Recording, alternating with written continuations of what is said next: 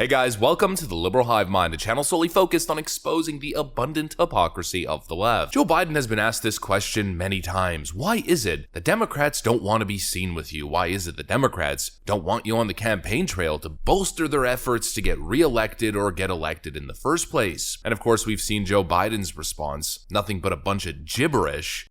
Tim Ryan in Ohio said he doesn't want you there. Warnock said wouldn't say.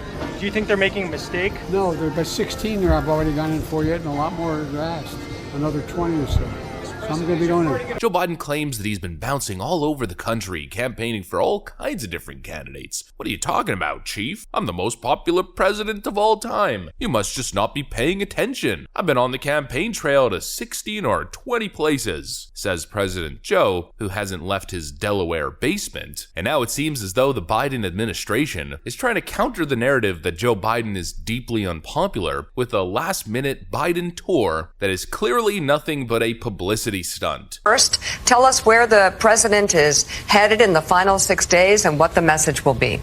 Sure. Well, thanks for having me. So, President's going to be out in New Mexico this week. He'll be out in California, Illinois, and then in Maryland.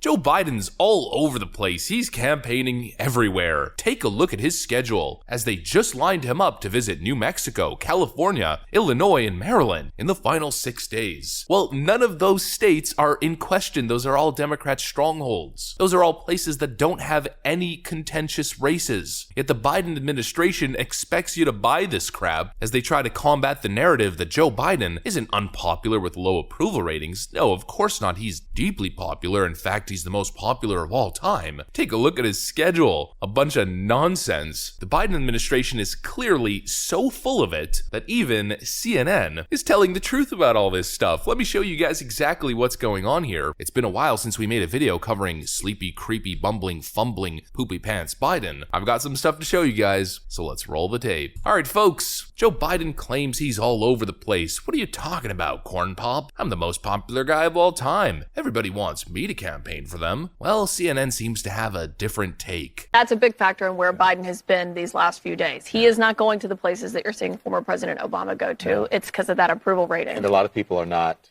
they don't want to be seen with the president, quite frankly, and they don't want to even answer the question about whether they should be running with him or having him on the campaign trail, or if they'll support him come 2020. Yeah. Quote, a lot of people don't want to be seen with Joe Biden, quite frankly. No, but what do you mean? How could people not want to be seen with Joe Biden? He's the most popular guy. He's the cool Uncle Joe. None of it makes any sense. It can't possibly be that no one wants to be around Sleepy Joe. No, of course not. He's one of the greatest campaigners of all time, an absolute American hero who took down the evil orange fascist men. Well, not exactly. There's a reason why nobody wants Joe Biden around, and it's not only because he's deeply unpopular and his approval ratings are in the stinker, it's because he's a pathological liar who utters absolute nonsense and gibberish when on the campaign trail. And we know this because Joe Biden is currently on the campaign trail, only visiting totally insignificant places that Democrats don't need to be campaigning in. First stop before all the Democrat strongholds, the state of Florida, which is a complete waste of time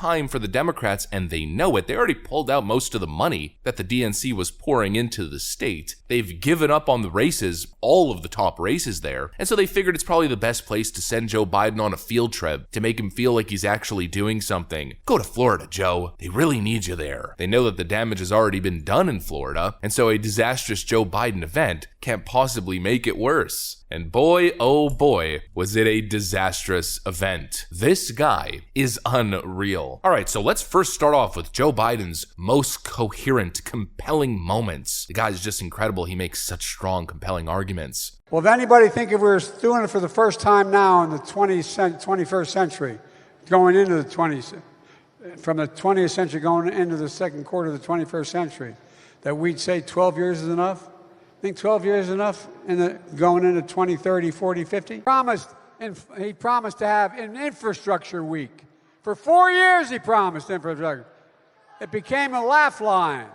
Well, guess what? Joe Biden is the first president in American history who speaks in code that needs to be deciphered. I mean, we're going to need decades upon decades of scholars at universities leading massive teams of researchers to decipher what the hell Joe Biden is talking about half the time, because it's either that he's speaking in an alien language that we just have to put together like hieroglyphics to try to understand, or the guy is totally incoherent and makes no sense. Well, obviously we know that he's not speaking in code. We don't need to decipher anything. Brain just doesn't work. No wonder nobody wants this guy anywhere near him. Every time he opens his mouth, it's a complete disaster. Could you imagine being Biden's speechwriter? I mean, for Pete's sakes. That person probably has the most stressful job on the planet. I'm surprised that individual hasn't had a heart attack. Sending him on that stage and just sitting on the edge of their seat. You can do it. I believe in you. Every single event ending in a complete train wreck. And then when Joe Biden's not just following the choreographed speech, when he's going on his little tangents, he makes things a whole lot worse because he's a pathological liar. He has a psychological inability to just tell the truth. And he goes on and on about old Uncle Joe's stories. Boy, was this Florida event filled with those. First off, this one. How many of you know somebody with diabetes needs insulin? Well, guess what? And when Debbie and I passed this law, it included everybody, not just seniors. And so what happened was we said, okay, you know how much it costs to make that insulin drug for diabetes? Cost. It was invented by a man who did not patent it because he wanted it available for everyone. I spoke to him, okay? Biden claims that he spoke to the man who invented insulin, except there's a problem with that. The man who invented insulin died before Joe Biden was born. He must have had some kooky dream last night where he met the guy who invented insulin for some reason, and then he just recites it the next day as a memory, as if, what are you saying, Sleepy Joe? Then, of course, Joe Biden, being the Democrat panderer that he is, probably noticing that there's a decent amount of black people in the crowd, immediately goes pander mode and once again, on a tangent, lies. While campaigning for Charlie Crist in Miami-Dade County, Joe Biden claims that he went to college at a historically black institution, Delaware State University. But he didn't. He went to the University of Delaware. It's great to be at Florida Memorial University, one of the nation's great HBCUs.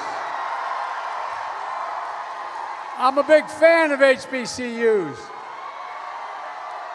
I got my start at one of those other HBCUs, Delaware State University. Okay, that's pretty good, man. Anyway. Oh, that's just kooky Uncle Joe being kooky Uncle Joe. Then, in his second moment of pander, all of a sudden, Joe Biden debuts his southern accent while trying to pander to the crowd. A senator from Florida going after Medicare and Social Security? I tell you what, I don't know where, as they say in Southern, don't know where y'all been. Hot damn, boy. I tell you, look. Now, what makes this extra weird and extra cringe, I spend a decent amount of time in Florida. Florida is certainly a southern state, but I don't think I've ever heard a native Floridian ever speak like that. This guy is a crackhead. It's unbelievable. This is the president of the United States. It's actually unbelievable. He then goes on to say that he cut the federal debt in half. No one's ever reduced the debt that much. We cut the federal debt in half. Biden's policies have increased deficit projections, and the current national debt, I think, is over $31 trillion. Joe Biden essentially just claimed that he cut the national debt by $15.5 trillion. Okay, Joe, I think it's your bedtime. Of course, it doesn't end there. Joe Biden's most compelling argument. And he laid out a clear plan. He said every 5 years, Social Security and Medicare would have to be reauthorized. And this is from the report. I made it larger, listed all they want to do. Quote, all federal legislation sunsets, means goes out of existence in 5 years. If the law is worth keeping, Congress will pass it again. So every 5 years, the Congress will have to vote to reauthorize Social Security. Reauthorize it, or else it goes away. Would have to vote to reauthorize Medicare, reauthorize veterans' benefits. And I go down the list, but guess what? The very idea that a senator from Florida wants to cut Social Security, Medicare, and by the way, they don't have to go away, they can cut it. They can change it, basically. A senator from Florida going after Medicare and Social Security? Oh, and the blue check marks on Twitter are eating this one up. Here's Sarah Reese Jones, Politicus USA, political analyst and award-winning producer, tweets the video and writes, Biden literally reads Rick Scott's plan to get rid of Social Security and Medicare to the audience in Florida. But did he? Did Joe Biden really read Rick Scott's plan? If we pause the frame and zoom in on the pamphlet that Joe Biden's holding, it's a White House pamphlet created by his administration and his team. He's not literally reading Rick Scott's plan from a printed out page on Rick Scott's website. He's reading a little White House propaganda pamphlet and trying to pass it all off as fact. Boy, oh boy, and this in conjunction with the most recent White House media gaffe. The White House tweets, seniors are getting the biggest increase in their Social Security checks in 10 years through President Biden's leadership. Which on old Twitter, this tweet would have just passed, no checks, no problem. The White House can lie all they want, no fact checks. But on new Twitter with Elon Musk, the White House got fact-checked publicly. Seniors will receive a large Social Security benefit increase due to the annual cost of living adjustment, which is based on the inflation rate. President Nixon in 1972 signed into law automatic benefit adjustments tied to the Consumer Price Index. So the White House tweets that you're going to see the biggest Social Security check increase in 10 years through President Biden's leadership. But actually, it's thanks to President Nixon in 1972. Elon Musk's Twitter already strikes, hitting the White House with a massive fact check, and guess what? They deleted the tweet. So here they are lying about Social Security, and we're supposed to believe Joe Biden's spiel about Rick Scott coming after your Social Security. It's nothing but garbage propaganda, and the voters can see it. Here's a great example from C-SPAN. But we'll head to Wisconsin right now. Bob's in Milwaukee, voting for the independent this cycle. Bob, what election are you voting for the independent on? Republican. You're voting Republican, not independent. I'm an independent voting all Republican. And why is that? Because of all the propaganda and continuous lying about Social Security and Medicare. Every cycle, the Democrats always bring up Social Security.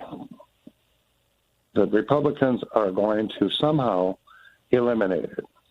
The continuous lying about Social Security and Medicare. It's already a phenomenon that's starting, and it's gonna get worse, as the White House is now being fact-checked on Twitter fairly for the first time ever. No longer can they push continuous lies, like Joe Biden claiming that wages are up. The economy is in fact growing. In fact, the economy grew 2.6% last quarter. And although it may not feel that way, people's incomes went up the last quarter more than inflation.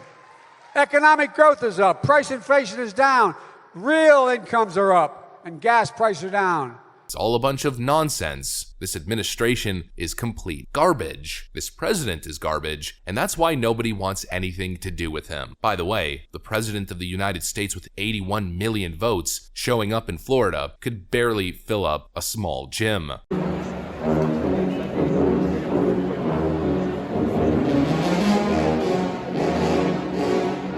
Complete disaster. That's what I got for you guys, though. Hopefully you enjoyed it. If you did, make sure to leave a like and possibly subscribe to the channel. I'm gonna get out of here. Thanks for watching, and I'll see you on the next one.